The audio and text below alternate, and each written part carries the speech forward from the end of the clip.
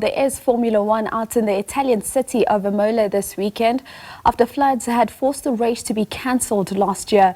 The track does have a bittersweet relationship with the sport of Formula One, and we've invited someone who is well equipped to talk about the hallowed turf that is the Imola Circuit, officially called the Autodromo Internazionale Enzo, Dino Ferrari. Now joining us via Zoom is the CEO of Motorsport South Africa and top motorsport analyst Vic Maharaj.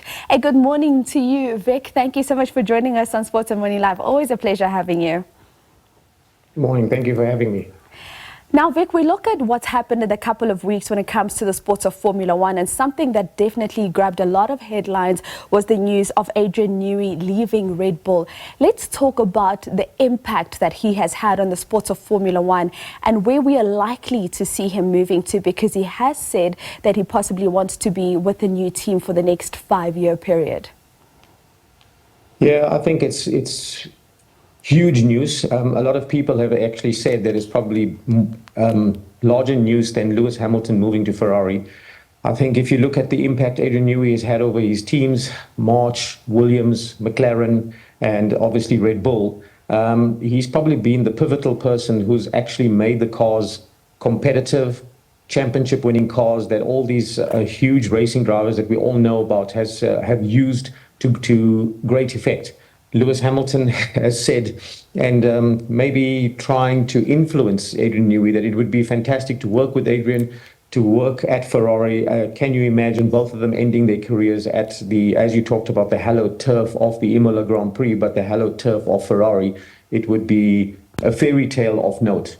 However, you know, there's a lot of teams queuing up for Adrian's signature. He's about 65 odd years old, as far as I am aware, so also close to maybe throwing in the towel and sailing around the world.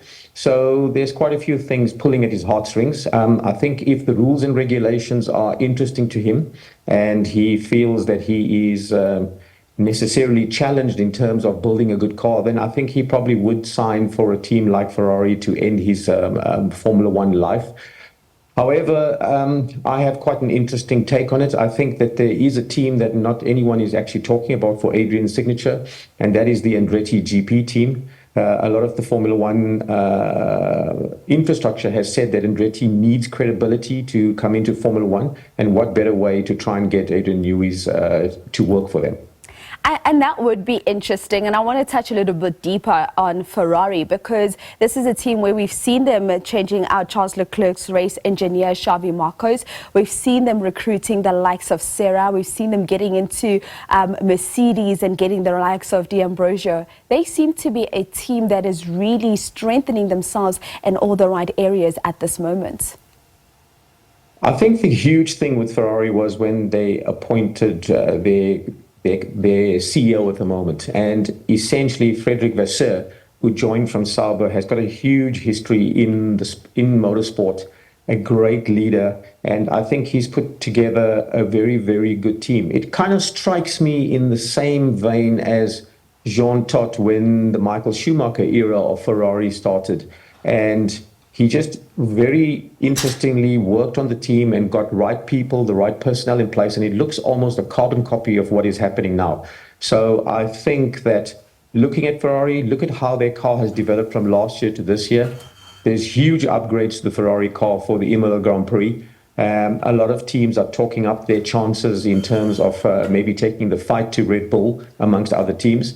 So I think that Ferrari is moving in the right direction. I think it is a very good opportunity for a guy like Adrian Newey to actually go there. Lewis Hamilton is going to end his Formula One career at Ferrari, and generally every single, can we say, world champion, can we say great designer, would love to have Ferrari on their CV.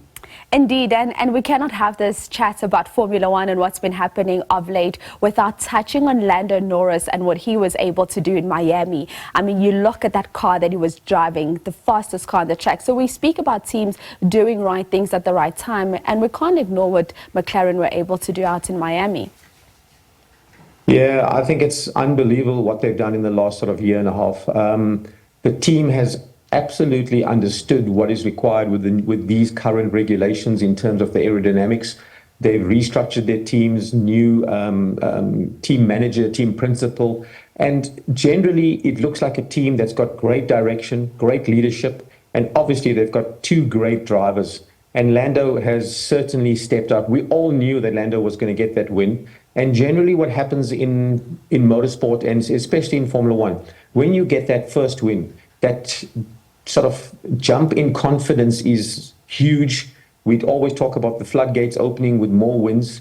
I say McLaren is going to be very, very strong at this weekend's Grand Prix. Historically, at the last sort of Imola Grand Prix when it was run, they were very, very strong. And I think watch Lando. He's going to be strong for the rest of the season. And I mean, we speak about the Imola Grand Prix and what we're expecting this weekend. It's a track that also brings with it a lot of tragedy, because we know that lives were lost previously there out at the Imola Circuit. Let's speak about Senna and why many people remember him for so many reasons. Let's talk about Senna and what he meant for the sport of Formula One. Well, look, Ayrton Senna, it's quite an emotional subject. We mustn't forget that Roland Ratzenberger also lost his life at that Grand Prix, at that fateful weekend 30 years ago. And generally, 1st of May 1994 was a huge day in motorsport worldwide, not just Formula One. If you look at all the safety interventions that the FIA, together with Formula One management at that stage, has put in place in Grand Prix racing, it has filtered down to all the lower levels of sport. We talk about, generally, if you look at the side impact structures, you talk about the cockpit protection, you talk about the fuel tanks safety, you talk about the halo, you talk about the HANS device.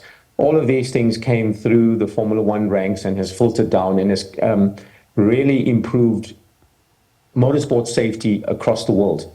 Ayrton Senna, 3 times world champion, and generally accepted by many to be the greatest Formula One driver of all time. And I think that if you don't know Ayrton Senna, you're not a Formula One fan, you're not a motorsport fan. And I think if you do go to the Imola Grand Prix, you have to walk the track. You have to go to his memorial, to his statue, and pay your respects. It's a really moving statue. It's a really moving tribute to a great man.